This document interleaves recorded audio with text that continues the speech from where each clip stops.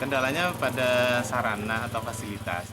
Karena anak-anak saya tidak memiliki gadget, tidak memiliki gawai atau HP pintar, sehingga pembelajaran secara daring atau secara online tidak bisa saya laksanakan. Nak, aku nggak bisa mendampingi kamu sampai di tempat peristirahatanmu. Saya hanya bisa menitipkan amanah dirimu kepada ini Om, Pak De, Mas-mas ini untuk menyempurnakan kamu.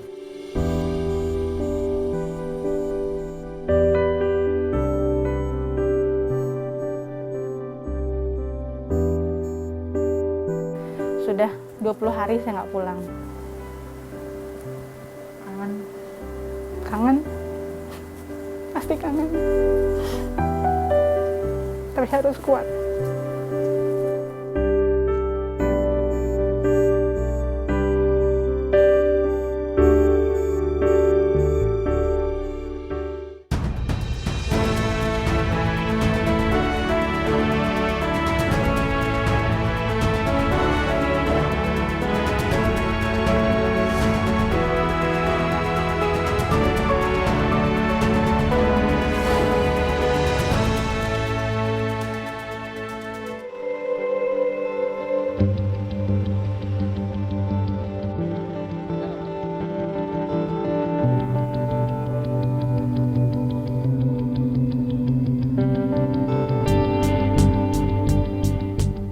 Pandemi COVID-19 memunculkan sebuah budaya baru dalam lingkungan kerja.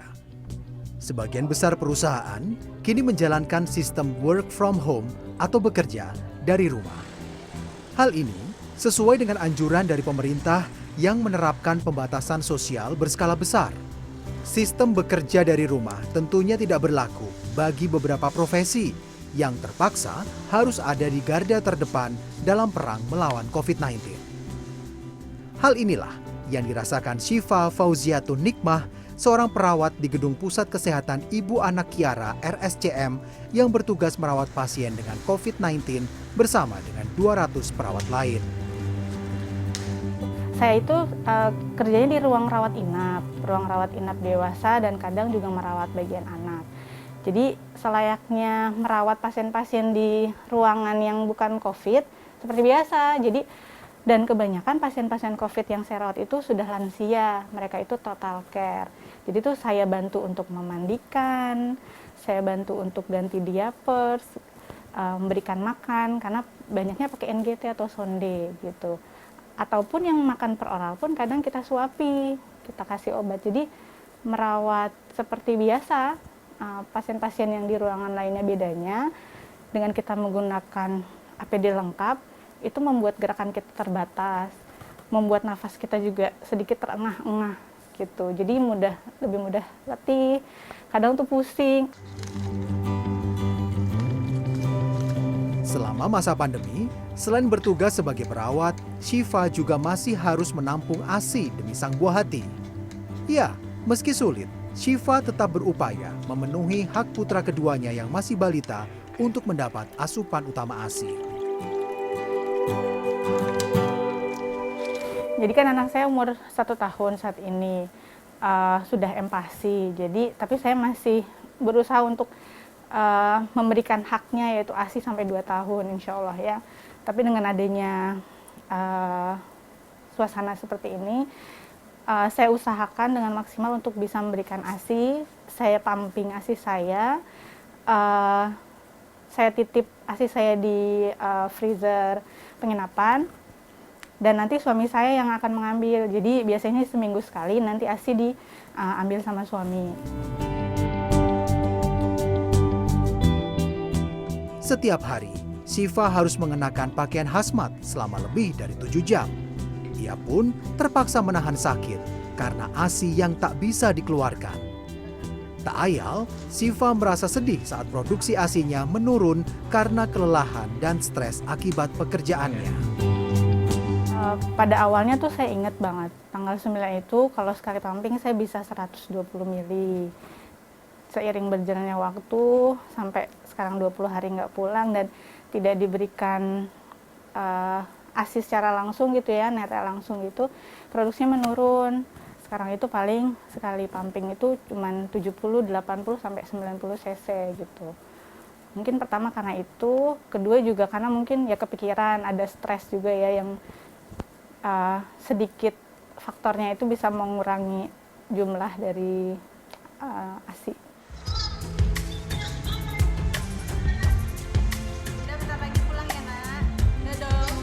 Tidak sedetik pun ia lewatkan hari-harinya tanpa memikirkan sang buah hati dan keluarga tercinta. Semenjak ditugaskan pada 9 April lalu, telah 20 hari lebih, Siva belum bisa bertemu dengan sang buah hati.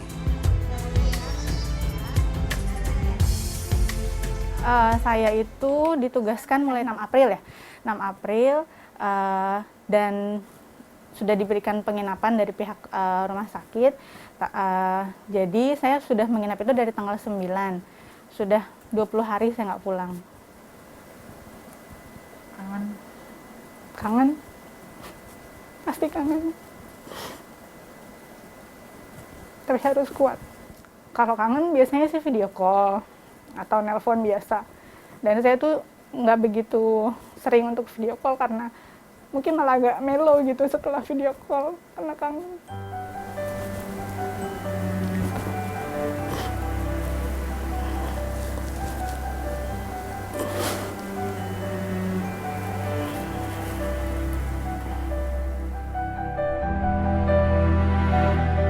Menjadi ibu yang sedang menyusui sekaligus perawat tidaklah mudah.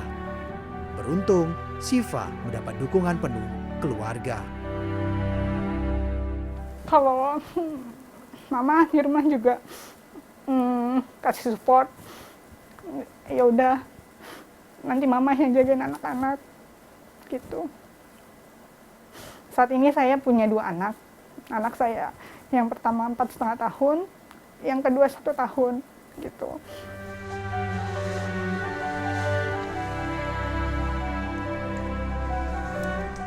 Dalam kondisi yang sulit, bagi Siva, hal terpenting saat ini adalah memberikan yang terbaik kepada para pasien. Cemas dan takut karena harus berada di zona merah, ia singkirkan demi pengabdiannya sebagai seorang perawat. Jujur takut gitu ya, was-was kalau dia nanti batuk, kena ke kita atau gimana. Tapi selama saya sudah memakai APD dan saya melihat pasien-pasien ini kasihan, siapa lagi yang merawat mereka gitu kan, tidak ditemani keluarga. Jadi saya berpikir gimana kalau itu keluarga saya yang dirawat atau orang-orang terdekat.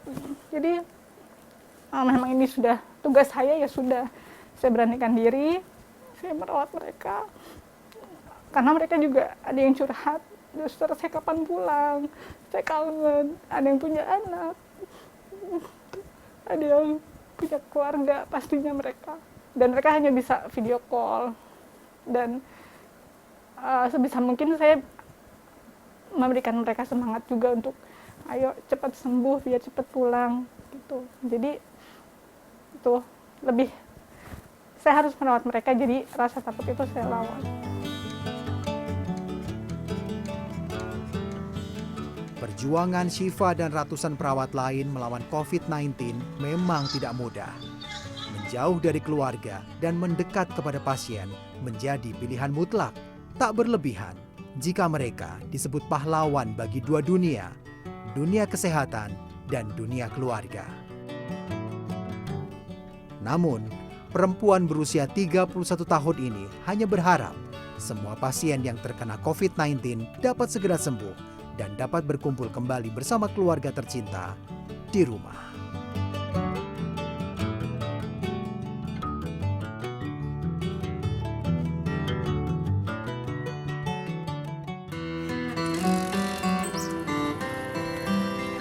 Kendalanya pada sarana atau fasilitas. Karena anak-anak saya tidak memiliki gadget, tidak memiliki gawai atau HP pintar, sehingga pembelajaran secara daring atau secara online tidak bisa saya laksanakan.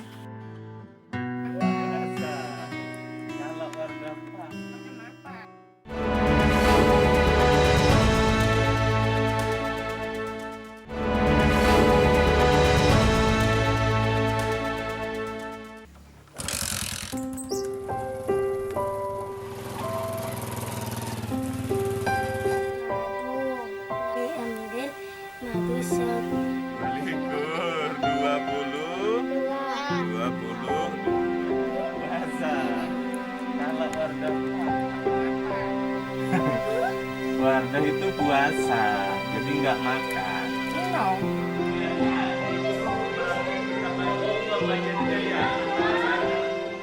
Selain sistem work from home atau kerja dari rumah, selama masa pandemi berlangsung di Indonesia, para pelajar juga tidak bisa melakukan aktivitas belajarnya di ruang kelas sekolah. Belajar di rumah dengan mengerjakan tugas yang diberikan hingga belajar secara daring atau online mulai diterapkan sejak akhir Maret lalu. Sistem belajar online sebenarnya cukup efektif dan membantu. Namun hal ini tidak berlaku bagi pelajar di beberapa daerah yang tidak memiliki fasilitas yang mumpuni untuk menjalankan sistem daring. Hal inilah yang menggerakkan Afan Faturrahman, seorang guru sekolah dasar negeri Batu Putih Lauk 3, Kabupaten Sumeneb, Madura. Sudah sekitar 2 bulan, Afan memutuskan untuk mendatangi rumah para siswa yang tidak bisa belajar secara online. Semua murid di SDN Batu Lauk 3 ini tidak ada yang memiliki perangkat belajar online karena keterbatasan ekonomi. Kalau di sini memang kendalanya pada sarana atau fasilitas. Karena anak-anak saya tidak memiliki gadget, tidak memiliki gawai atau HP pintar, sehingga pembelajaran secara daring atau secara online tidak bisa saya laksanakan. Bukan berarti pembelajaran online itu tidak bagus, itu juga bagus, karena juga mengajarkan literasi digital pada anak-anak.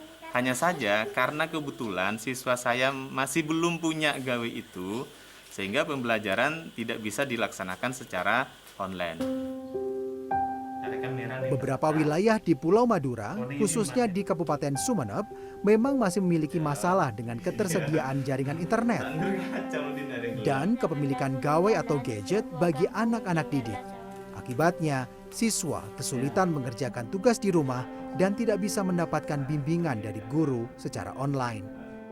Karena surat edaran kan cuma dari tanggal 16 sampai sekian, jadi di akhir pembelajaran teman-teman memberikan waktu belajarnya cuma untuk tentang waktu 1 minggu. Nah setelah itu ada surat edaran lagi. Saya bilang WA sama Pak Afan, gimana? Oh ya Bu, kalau saya sudah kontak anak-anak, besok hari Senin saya akan keliling Bu. Oh, itu sudah jelas Pak. Di sini IT-nya tidak ada Pak, handphone dan tidak ada Pak. Tanggung jawab pembelajaran di sekolah sebenarnya diserahkan kepada kesiapan pihak sekolah. Meski pemerintah mengimbau belajar secara online, namun tidak semua sekolah memiliki perangkat digital. Karena itu, dituntut kreativitas sekolah, termasuk mengajak orang tua murid agar ikut mengawasi pendidikan anak di rumah. Nah, bentuk kreativitasnya apa? Ini salah satu gurunya yang menerapkan kreativitas seperti Pak Afan ini. Nah, ini dikembangkan lagi sama Pak Bupati, tidak hanya kita melaksanakan kunjungan, tapi bentuk tanggung jawab pembelajaran di rumah juga orang tua. Sedih karena Keterbatasanlah yang membuat Afan Faturrahman berinisiatif untuk mengunjungi rumah murid-muridnya yang tidak memiliki gawai untuk belajar online. Setidaknya ada 3 hari dalam seminggu, Afan mendatangi 7 hingga 12 rumah siswanya per hari dengan mengendarai sepeda motor. Saya biasanya menggunakan beberapa media gitu ya. Ada yang menggunakan media papan kecil yang bisa dihapus. Ini biasanya kalau untuk mengajari anak-anak misalnya berhitung, misalnya menuliskan angka-angka, termasuk juga menuliskan huruf, menuliskan kata untuk anak-anak yang masih kelas awal. Di samping itu saya juga membawa buku-buku cerita anak yang ada gambarnya untuk dibaca. Ada yang dibaca sendiri, ada yang dibaca bersama-sama. Kemudian saya juga bawa media boneka. Media boneka ini saya bawa untuk membuat anak-anak suka, anak-anak senang. Terbukti memang ketika saya membawa boneka, mereka lebih senang, lebih antusias untuk belajar dengan boneka itu.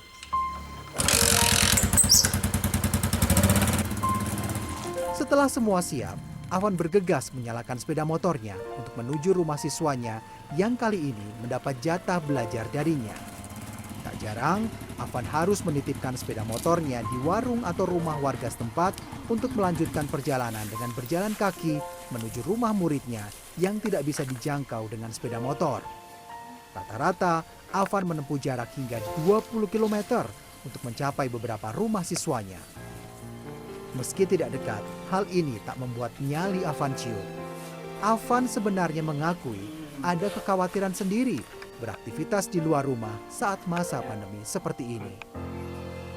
Saya menyadari betul bahwa berat memang mengunjungi anak-anak itu di masa pandemik seperti sekarang. Karena saya juga tidak tahu siapa-siapa yang sudah terpapar dan belum. Tetapi bagi saya, pada saat saya mengunjungi rumah siswa, protokol pencegahan COVID-19 ini juga saya laksanakan. Misalnya, saya mewajibkan untuk menggunakan masker pada anak-anak juga. Karena ada beberapa orang baik yang mendonasikan masker untuk anak-anak saya. Kemudian saya juga menjaga jarak dengan mereka. Saya sangat wanti-wanti agar mereka tidak bergerombol, agar mereka tetap menjaga jarak. Kemudian saya juga selalu berpesan agar anak-anak itu sesering mungkin cuci tangan. Karena cuci tangan ini salah satu pencegahan juga dari penularan virus corona. Di samping itu, saya membawa hand sanitizer. Jadi ada anak kadang sebelum belajar itu saya semprot tangannya dulu, kemudian agar bersih. Setelah itu baru melaksanakan pembelajaran. Setelah selesai pembelajaran, ketika mau pulang, saya juga melakukan sama seperti itu. Proses belajar mengajar yang dilakukan Afan disambut baik oleh para orang tua siswa dan siswa Afan sendiri. Karena Pak Afan seru, lucu, bikin anak-anak mau sama Pak Afan. Jadi semangat belajar ya. Iya, Biasanya kalau tidak ada Pak Afan gimana belajarnya di rumah? belajar baca yang Pak Afan ajarin diulang lagi. Di rumah. Iya. Ya senang, sangat senang saya karena Pak Afan itu datang setiap hari ngajar ke sini, saya senang. Kalau tidak ada Pak Afan, anak-anak masih belajar nggak, Bu? Dia belajar sendiri, belajar membaca sendiri itu. Sudah belajar main. Ini kan kalau di rumah sendiri anak-anak belajar. Bu, kalau bosan gimana? Bosan main sama temannya, belajar ke rumah temannya itu.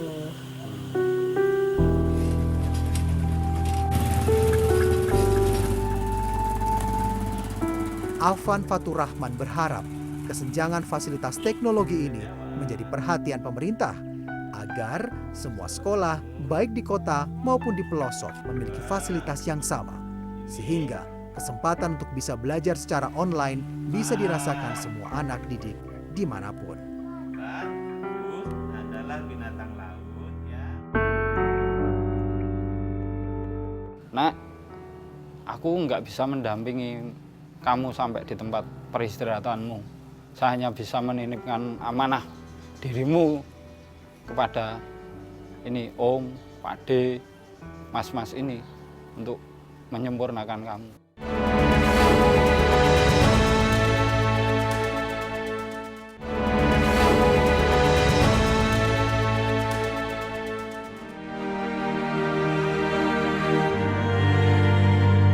Pengalaman yang membuat saya sangat emosional waktu itu ketika membawa jenazah bayi. Waktu itu terngiang di telinga saya adalah ketika ada seorang ibu menyampaikan kepada almarhum bahwa dia berjalan, "Nak, aku nggak bisa mendampingi kamu sampai di tempat peristirahatanmu.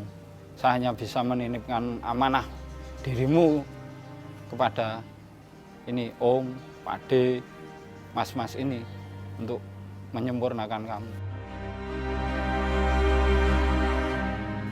Kondisionalnya adalah mereka belum usianya belum relatif lama. Ketika waktu itu yang saya bawa sekitar umur 8 bulan dan itu sesuatu yang bergejolak di diri saya, karena ini juga menjadi pengalaman yang sangat berkesan di diri saya ketika saya merasakan bagaimana pernah ditinggalkan karena Allah belum mengizinkan saya untuk menjaga amanah beliau, sehingga ini sangat emosional buat saya.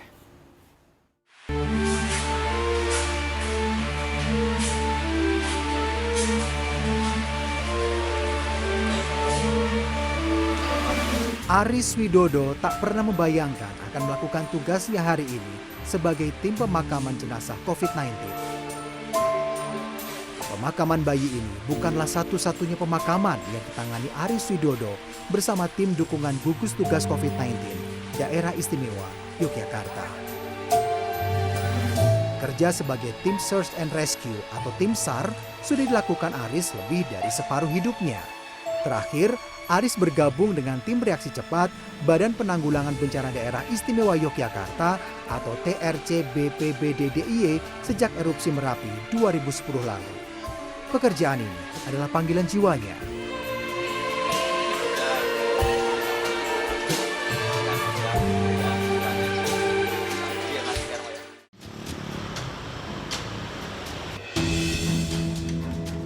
Selain sebagai tim pengubur jenazah, Aris juga menjadi tim dekontaminasi yang bertugas mensterilkan personel dan kendaraan yang digunakan untuk mengangkut pasien dan jenazah COVID-19.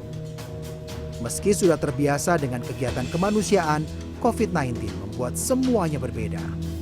Kedua tugas ini mengharuskan Aris menggunakan alat pelindung diri atau hazmat lengkap layaknya tenaga medis. Baju ini tertutup rapat dan sangat membatasi gerakan. Tak hanya itu, Aris juga merasa panas saat memakai baju ini.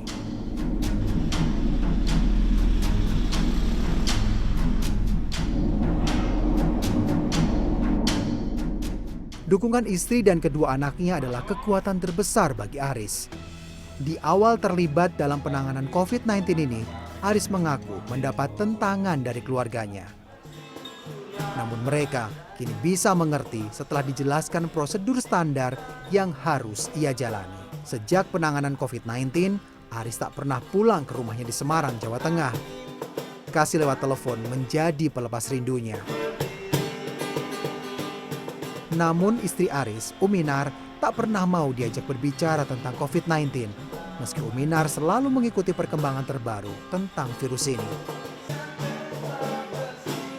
Dia selalu menyampaikan setiap kali ada kejadian selalu bicara kepada saya, jaga diri. Terutama yang terakhir, yang Indogrosir, karena ternyata ada temannya yang kena, dan di situ kemudian dia menyampaikan jaga diri. Nah, itu yang pesan yang selalu disampaikan.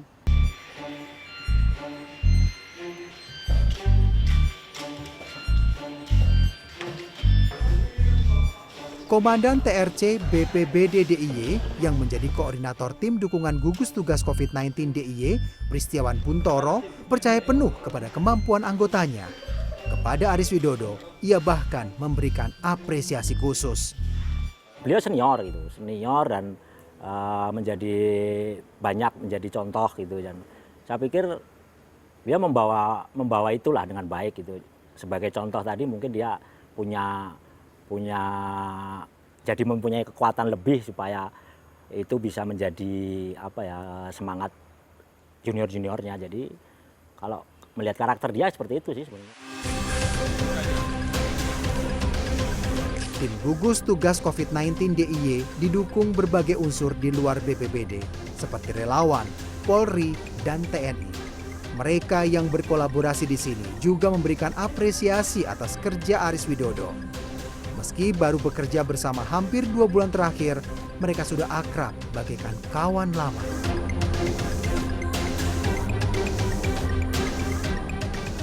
Dia berani mengorbankan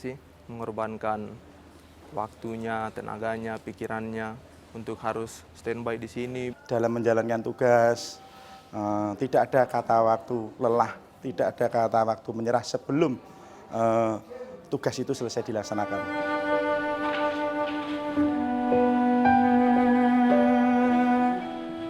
Meski sudah lebih dari 1/4 abad melakukan tugas kemanusiaan ini, Aris mengaku tidak akan berhenti. Di usianya kini yang sudah menginjak 48 tahun, ia tetap akan menjalankan tugasnya selama dipercaya menjalankan amanah ini.